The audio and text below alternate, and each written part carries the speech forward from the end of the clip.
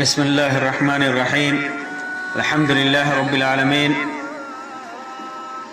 الرحمن الرحيم مالك يوم الدين، والصلاة والسلام على سيد المرسلين وعلى آله وصحبه أجمعين. أما بعد، محترم سامعین و ناظرین، آج کی اس مجلس میں سید الاستغفار کے سلسلے میں چند باتیں رکھوں گا۔ سید الاستغفار یعنی جن کلمات کے ذریعے اللہ تبارک و تعالی سے بندہ اپنی مغفرت طلب کرتا ہے، گناہوں سے توبہ کرتا ہے، ان کلمات میں ساری کلمات کا سردار، ساری کلمات سے اہم جو کلمات ہیں وہیں سید الاستغفار ہے۔ ایک مومن بندہ جب گناہ کرتا ہے، اپنے نفس کے اوپر ظلم کرتا ہے، پھر اسے اللہ کا خوف لاحق ہوتا ہے، اللہ کا ڈر لاحق ہوتا ہے، تو پھر وہ اللہ کے حضور توبہ کرتا ہے۔ اسی وجہ سے اللہ تبارک و تعالی نے ان لوگوں کو متقی جیسی صفت سے متصف کیا ہے اور ان کے لیے جنت کا وعدہ کیا ہے۔ اللہ تعالی فرماتا ہے وَالَّذِينَ إِذَا فَعَلُوا فَاحِشَةً أَوْ ظَلَمُوا أَنفُسَهُمْ ذَكَرُوا اللَّهَ فَاسْتَغْفَرُوا لِذُنُوبِهِمْ وَمَنْ يَغْفِرُ الذُّنُوبَ إِلَّا اللَّهُ وَلَمْ يُصِرُّوا عَلَى مَا فَعَلُوا وَهُمْ يَعْلَمُونَ۔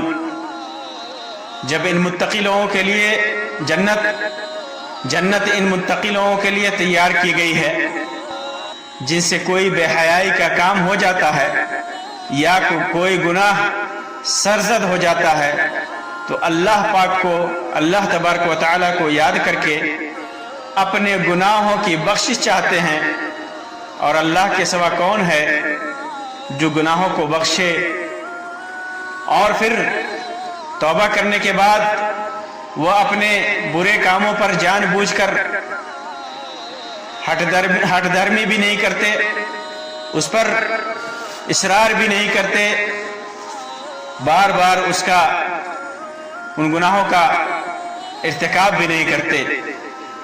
یہ مومن کی صفت، یہ ایک متقی کی صفت ہے۔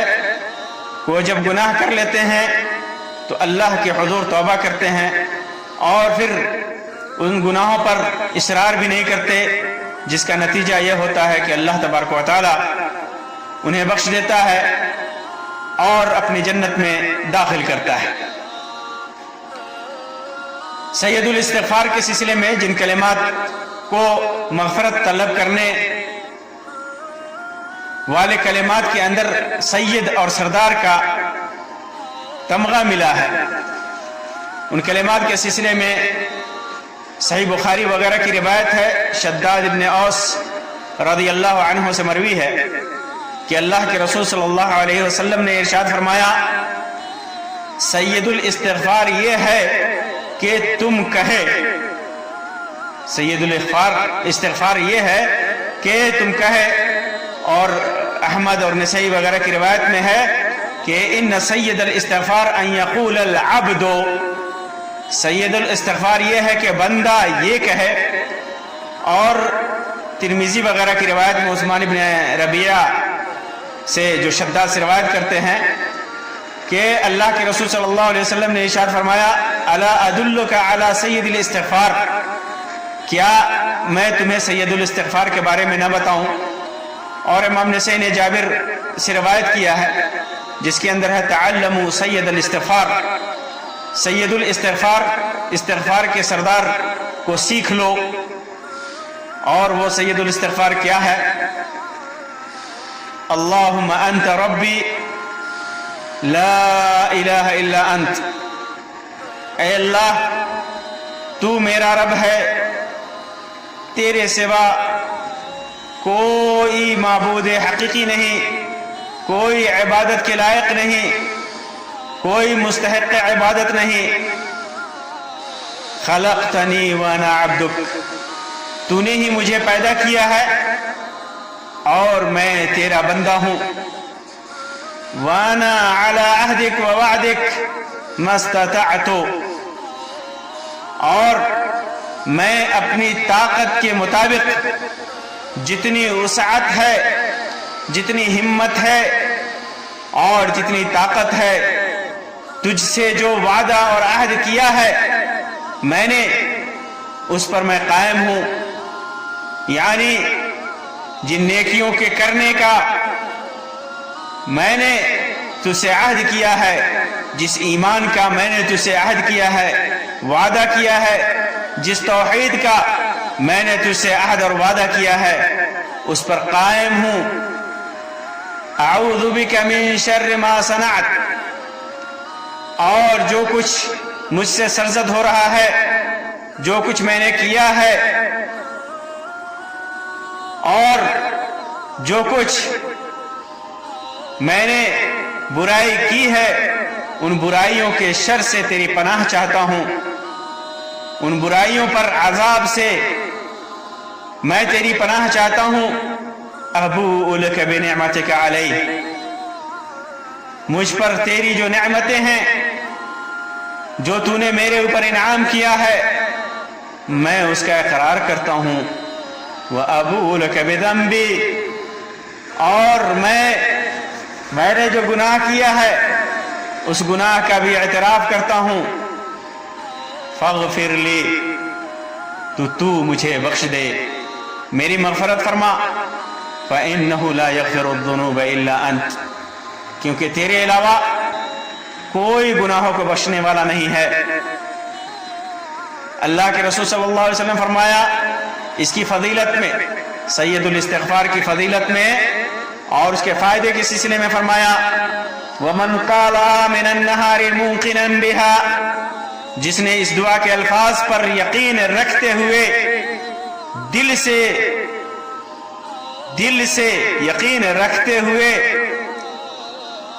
اس کو کہا دن میں، صبح میں من قالها من النہار، جس نے اس دعا کو دن میں موقنا بها، دل سے یقین رکھتے ہوئے، اس کی فضیلت کا یقین رکھتے ہوئے، اس کی قبولیت کا یقین رکھتے ہوئے اور اس پر ایمان رکھتے ہوئے، جس نے کہا صبح کے وقت دن چڑھتے ہوئے فمات من یومہ، اور پھر اسی دن اس کی موت ہو گئی، قبل ان یمسی، شام ہونے سے پہلے اس کی موت ہو گئی اسی دن، فهو من اہل الجنہ، تو وہ اہل جنت میں سے ہے، وہ جنت میں جائے گا۔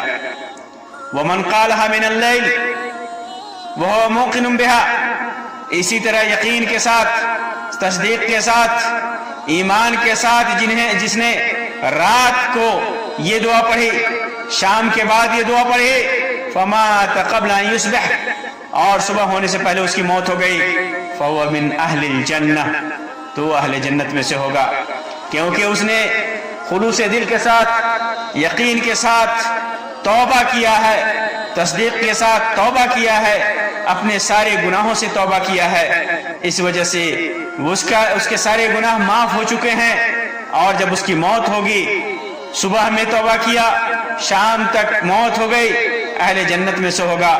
شام کو توبہ کیا، یہ کلمات پڑھے، تو پھر صبح ہونے سے پہلے اگر موت ہو گئی تو وہ اہل جنت میں سے ہے۔ اس کی وجہ یہ ہے، اس کی فضیلت کی وجہ کیا ہے، اس کے الفاظ پہ غور کیجئے۔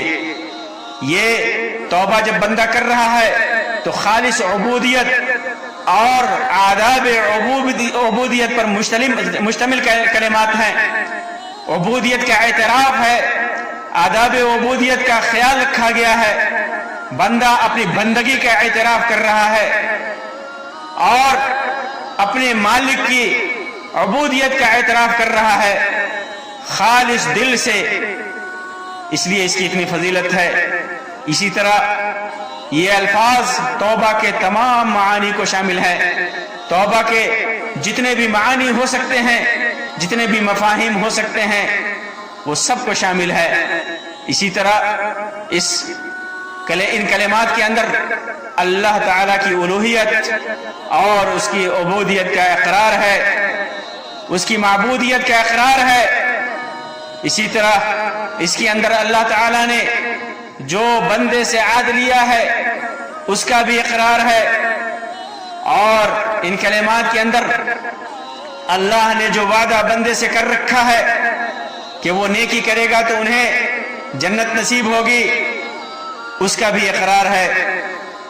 اس کی امید بندہ اپنے رب سے کر رہا ہے کہ اللہ کا جو وعدہ ہے، جو عہد ہے، اللہ تبارک و تعالیٰ سے ہمیں امید ہے کہ اسے ہماری توبہ کے بعد اللہ تبارک و تعالیٰ اسے پورا کرے گا.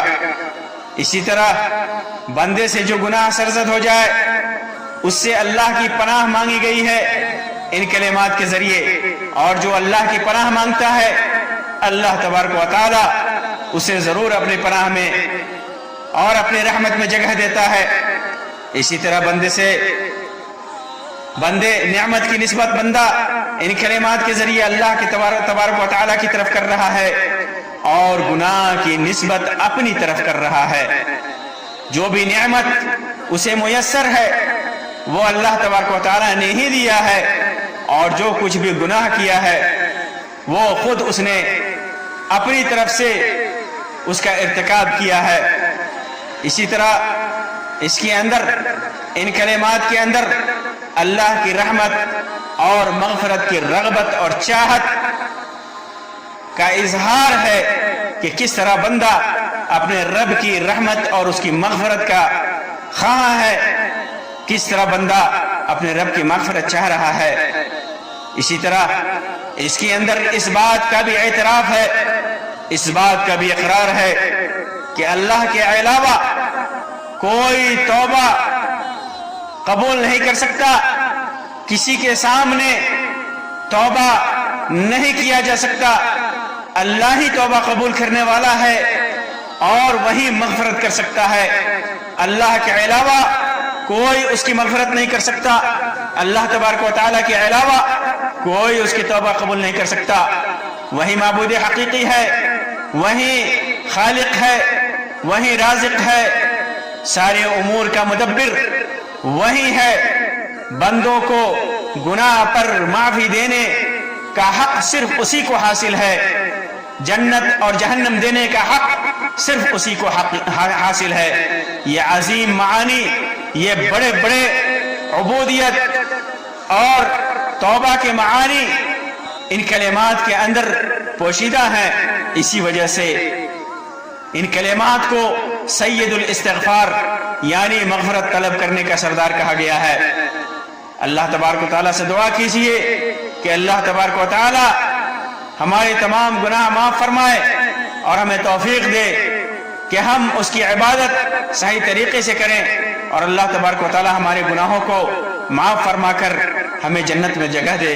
اللہم انت ربی لا الہ الا انت خلقتنی وانا عبدک وانا على عهدك ووعدك ما استطعت اعوذ بك من شر ما صنعت ابوء لك بنعمتك علي وابوء لك بذنبي فاغفر لي فانه لا يغفر الذنوب الا انت.